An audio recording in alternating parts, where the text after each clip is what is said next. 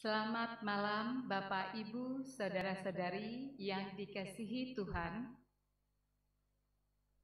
Kita akan masuk dalam pembacaan firman Tuhan. Namun sebelumnya, mari kita bersatu dalam doa. Kita berdoa.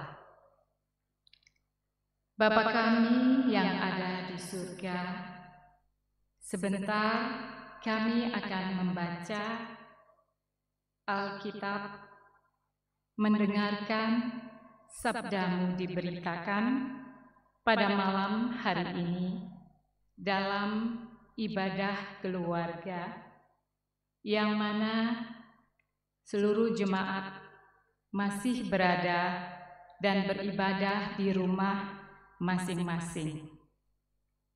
Kami mohon ya Tuhan, Engkau memberkati kami semuanya dalam mengikuti ibadah ini, agar kami dapat memahami dengan benar firman yang akan diberitakan.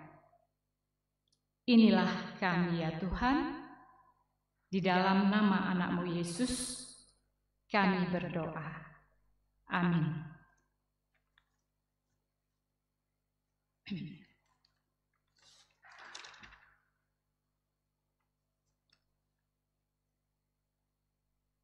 Mari kita berdiri sambil mempersiapkan bacaan Alkitab pada malam hari ini yang diambil dari Mazmur pasal 126 ayat pertama sampai dengan ayat yang ke-6. Mazmur 126 ayat pertama sampai dengan ayat yang ke-6 yang menyatakan, ketika Tuhan memulihkan keadaan Sion, keadaan kita seperti orang-orang yang bermimpi. Pada waktu itu mulut kita penuh dengan tertawa dan lidah kita dengan sorak-sorai. Pada waktu itu berkatalah orang di antara bangsa-bangsa, Tuhan telah melakukan perkara besar kepada orang-orang ini. Tuhan telah melakukan perkara besar kepada kita, maka kita bersukacita. Pulihkanlah keadaan kami ya Tuhan, seperti memulihkan batang air kering di tanah Negeb. Orang-orang yang menabur dengan mencucurkan air mata akan menuai dengan bersorak-sorai. Orang yang berjalan maju dengan menangis sambil menabur benih, pasti pulang dengan bersorak-sorai sambil membawa berkas-berkasnya. Demikianlah pembacaan Alkitab. Berbahagialah semua orang yang mendengar firman Tuhan dan melakukannya. Terpujilah Kristus. Haleluya. Haleluya. Haleluya. Haleluya.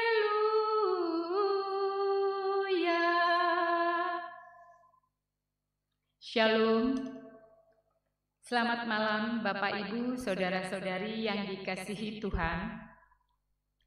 Mazmur ini merupakan nyanyian ratapan bersama yang dilantunkan sebagai doa memohon pembebasan di tengah-tengah penderitaan yang dihadapi umat Tuhan.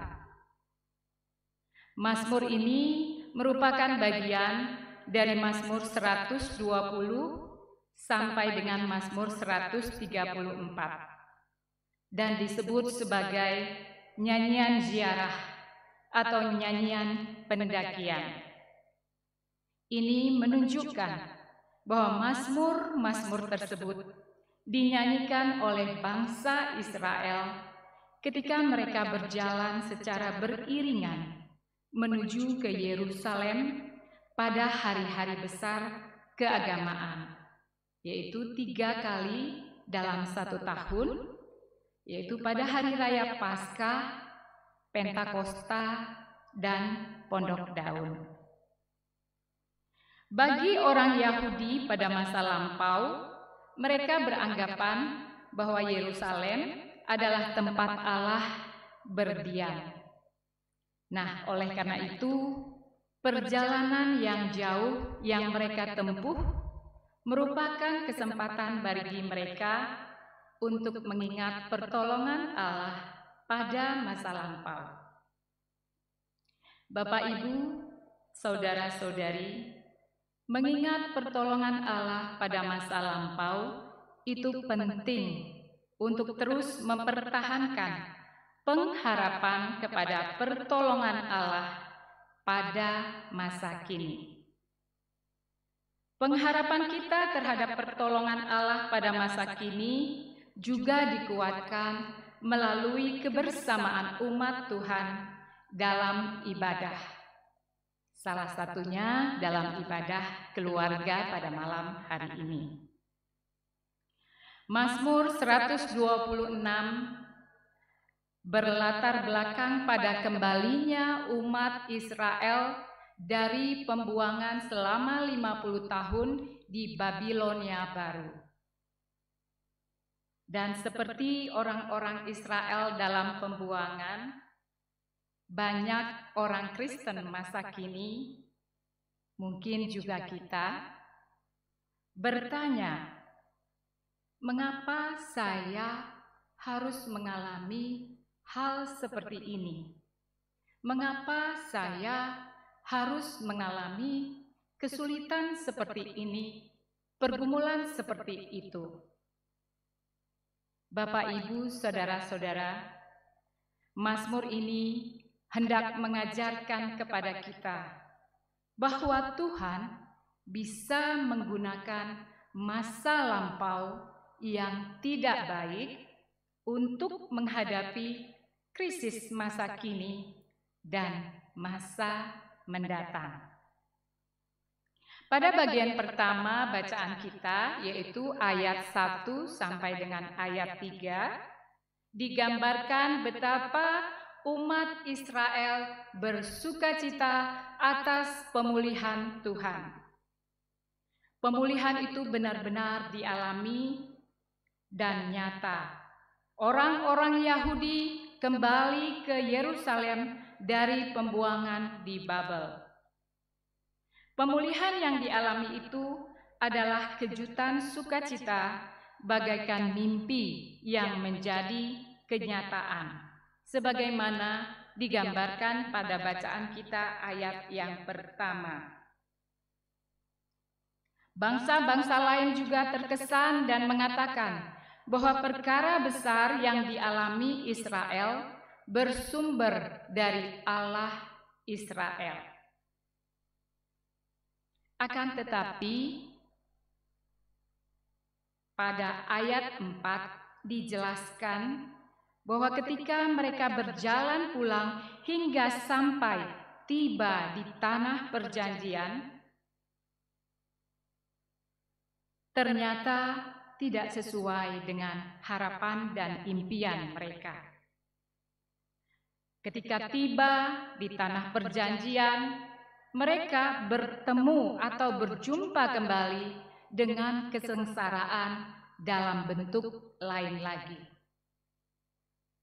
yaitu Israel harus berusaha keras, berupaya keras membangun kembali wilayahnya yang telah hancur. Dan bersamaan dengan itu pada ayat 4, umat memohon kepada Tuhan untuk memulihkan mereka. Kata pulihkan, pulihkanlah pada ayat 4 yang dipakai dalam teks ini bukan saja menunjukkan pada pemulihan keadaan dari rakyat tawanan menjadi rakyat bebas, tetapi juga pemulihan nasib, pemulihan secara total menyeluruh. Dan proses pemulihan ini disejajarkan dengan memulihkan batang air kering di Negeb, Tanah Negeb ialah padang pasir di sebelah selatan Yerusalem. Padang pasir itu tandus dan kering.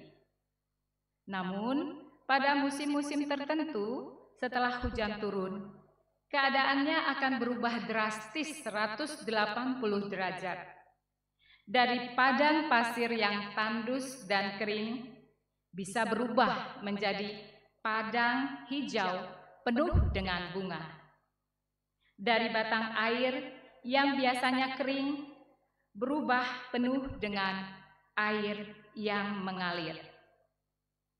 Demikianlah pemulihan secara total digambarkan dalam ayat bacaan kita. Itulah keyakinan umat atas pertolongan Tuhan di tengah-tengah harapan mereka. Dan keyakinan ini mendapat penekanan pada ayat 5 dan ayat 6 dalam bacaan kita.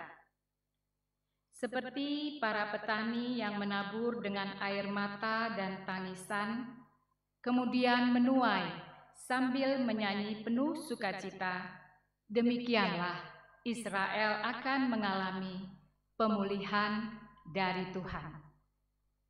Sebab tidak ada jerih payah, keringat, dan tangis orang yang berusaha dengan mengandalkan pertolongan Tuhan yang tidak berakhir dengan tarian sorak-sorai.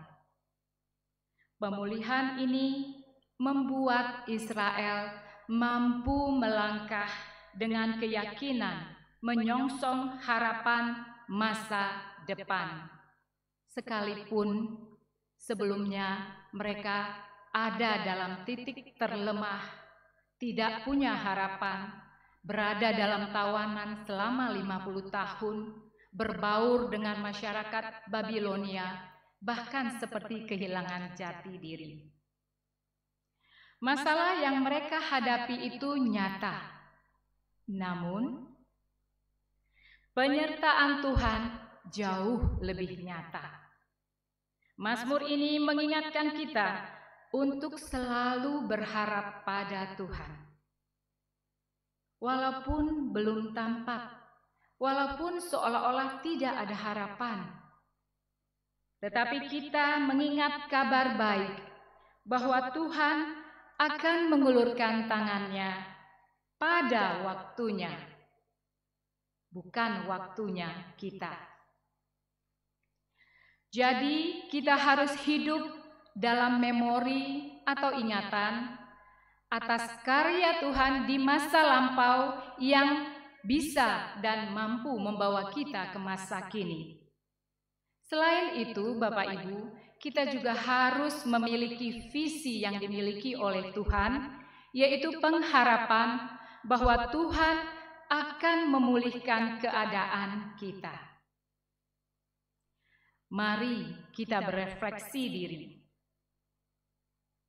Apa yang mengisi memori dan visi kita saat ini atau saat kita mengalami pergumulan?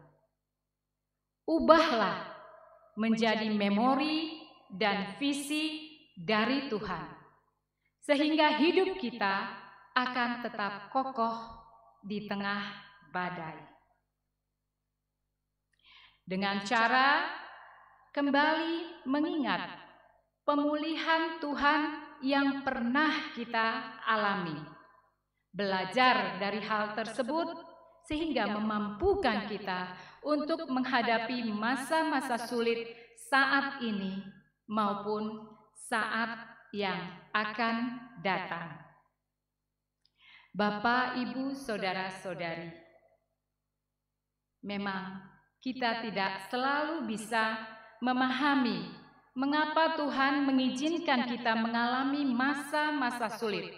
Selalu saja ada pertanyaan itu dalam diri kita masing-masing. Kenapa aku harus mengalami ini, Tuhan? Aku tidak paham, padahal aku sudah begini, aku sudah begitu. Tetapi kita bisa menghadapinya dengan mencermati hal-hal besar yang telah Tuhan lakukan di masa lampau, sehingga kita ada sampai saat ini. Bapak Ibu, pemulihan dari Tuhan memang mampu mengubah krisis menjadi berkat. Tiada yang mustahil bagi Tuhan. Amin.